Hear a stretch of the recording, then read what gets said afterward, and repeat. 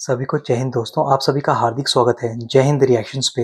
आशा करता हूँ कि आप सभी लोग बहुत अच्छे होंगे। तो आज हम आपके लिए एक लेटेस्ट और एक इंटरेस्टिंग भारत-पाकिस्तान की डिबेट लेकर आए हैं, जहाँ पे आप देखेंगे पाकिस्तानी पत्रकार आरज़ू काज़मी को जिनके सवालों का बहुत ही खूबसूरती और बेहतरीन तरीके से जवाब देंगी भारत के वरिष्ठ पत्रकार शालिनी कपूर तिवारी जी, जहाँ पे ये दोनों बात करेंगे हमारे प्यारे देश भारत के बारे में और कैसे पाकिस्तान, अमेरिका और ईरान के बीच में दलाल बनने की कोशिश कर रहा है और दूसरी ओर अमेरिका और ईरान के युद्ध का क्या होगा। तो ये वीडियो काफी इन्फॉर्मेटिव होगी, आपको बहुत कुछ जानने को मिलेगा और मजा आएगा। तो इसे अंत तक देखें और चैनल पे नहीं है तो चैनल को सब्सक्राइब कर दें। तो चलिए पहले ये वीडियो देखते हैं और अंत में इसके बारे में बात करेंगे।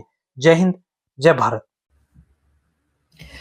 अस्सलाम वालेकुम, नमस्कार, सत श्री अकाल एंड गुड इवनिंग। मैं हूं आरज़ू काज़मी और हमारे साथ शालिनी कपूर तिवारी हैं जो कि जर्नलिस्ट हैं। भारत से हमें ज्वाइन किया है, बड़ी प्यारी सी हैं और इनके साथ मैंने एक दो शोज इनके किए थे और बहुत अच्छा लगा इनसे बात करके। तो आज मैंने सोचा मैं भी इनवाइट करूं और हम थोड़ा ईरान पर और इंडिया पाकिस्तान और दूसरी चीज़ों के ऊपर थोड़ा डिस्कशन कर लें।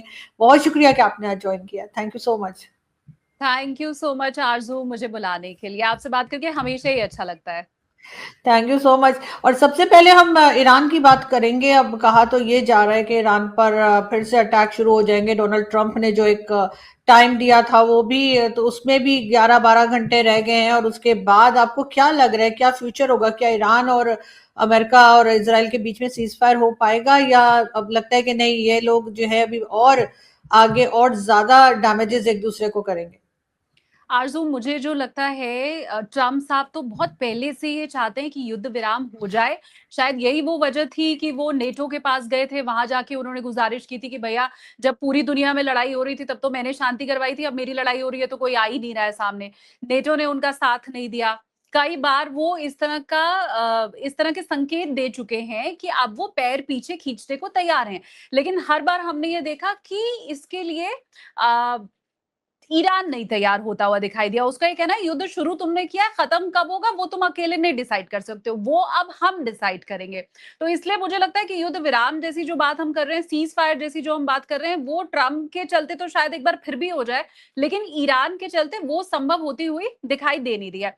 अब ये ट्रम्प साहब के लिए फिर अब नाक का सवाल हो गया है कि देश में अलग सवाल पूछे जा रहे हैं, विश्व में अलग सवाल पूछे जा रहे हैं। कई लोग उनके ऊपर हंस भी रहे हैं, मीम्स भी बन रहे हैं। तो मुझे इसलिए लगता है आरजू की अब बड़ा मुश्किल हो गया है। और मैंने यहाँ पे भी कई लेफ्टिनेंट जनरल से, कर्नल से बात की, तो उन सबका ये कहना है कि अमेरिका वो देश है जो युद्ध शुरू करना तो जानता है, एग्जिट प्लान वो पहले तैयार नहीं करता है। तो ये वो जो अभिमन्यु की कहानी हम हमेशा से सुनते रहे हैं ना आरजू, की अभिमन्यु चक्रव्यूह में घुस तो गया, बाहर आने का रास्ता उसे मालूम नहीं था, इसीलिए फंसा, इसीलिए मरा। अब वही हाल ट्रम्प साहब का होने वाला है। चक्रव्यूह में घुस चुके हैं, बाहर आना उन्हें आता नहीं है, इसीलिए अब उनका खात्मा भी होगा।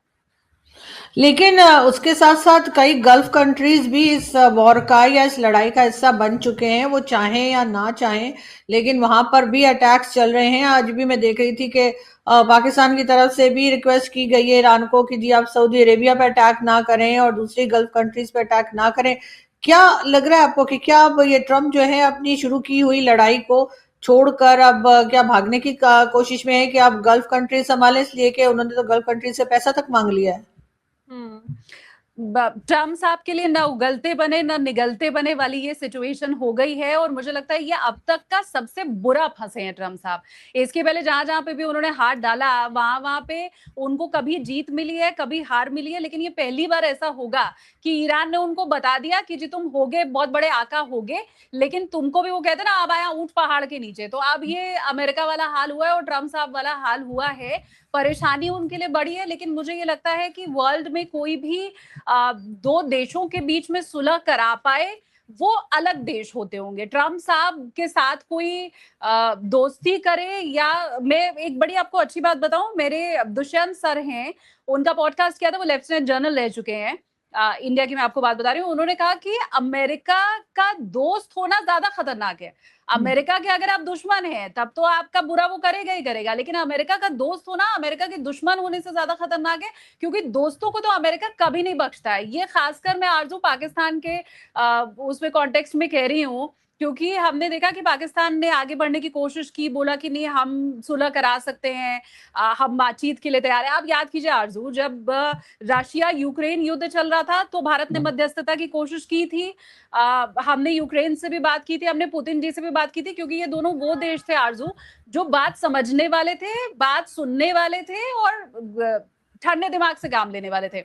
ट्रम्प साहब के केस में इंडिया ने तो बिल्कुल कभी शुरुआत ही नहीं की है। इंडिया ने कभी बोला ही नहीं है। लोग लाख कहते रह जाएं कि हम ईरान के भी दोस्त हैं, हम इजराइल के भी दोस्त हैं, हम अमेरिका के भी दोस्त हैं, लेकिन मुझे लगता है इससे इससे बढ़िया उदाहरण हो नहीं सकता है डिप्लोमेसी का कि जब सामने अमेरिका खड़ा हो और उसमें भी ट्रम्प साहब खड़े हो, तो फिर भैया दूरी रहने में भलाई है। वो दूसरे के फटे में टांग नहीं अड़ाना चाहिए वाला जो मुहावरा है वो ट्रम्प साहब के लिए बिल्कुल सटीक बैठता है।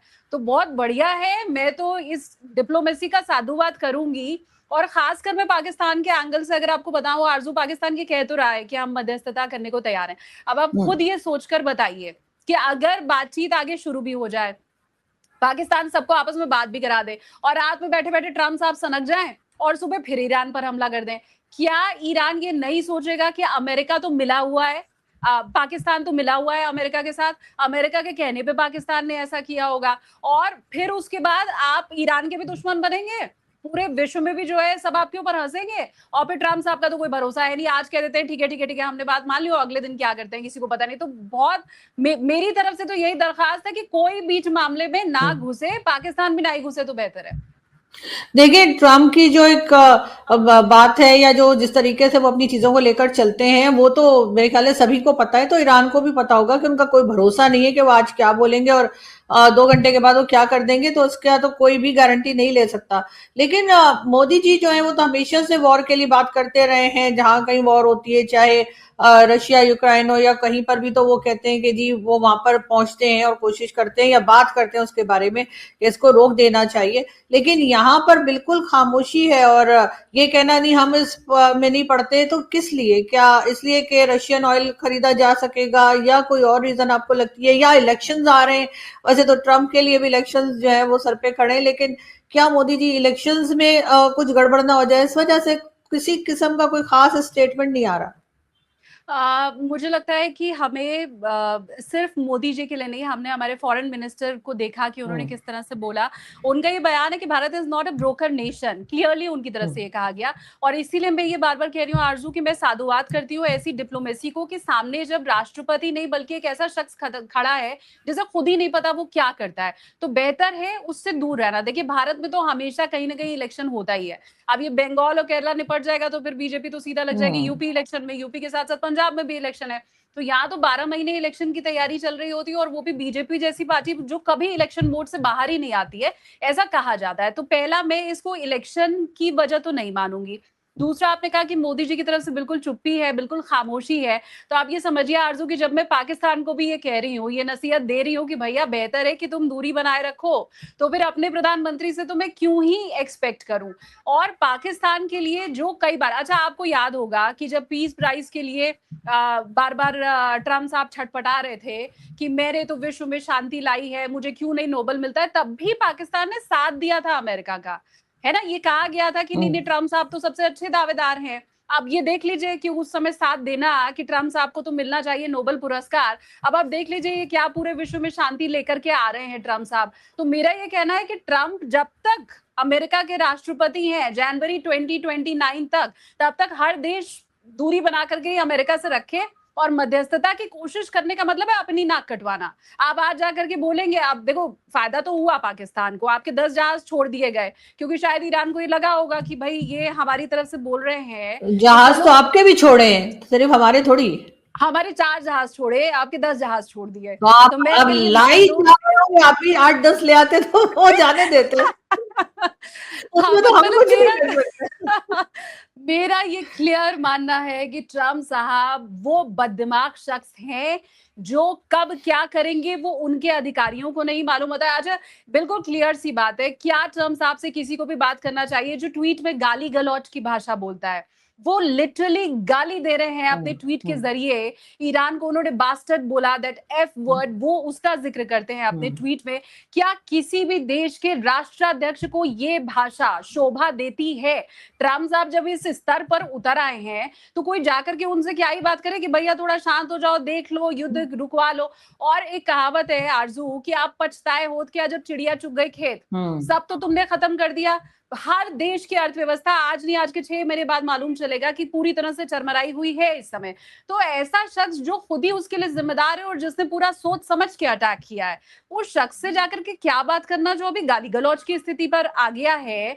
तो भैया मोदी जी की इज्जत तो हमें भी बड़ी प्यारी है, अपने देश की इज्जत हमें बड़ी प्यारी है। जो ईरान को धमकी दे रहा है, कहते कीचड़ में नहीं उतरना चाहिए क्योंकि आप भी सनोगे। तो ट्रम्प साहब कीचड़ हैं, अमेरिका इस वक्त कीचड़ बना हुआ है, उसमें उतरने का मतलब है आपके ऊपर छींटा जरूर पड़ेगा। तो भैया उससे तो दूरी अच्छी है।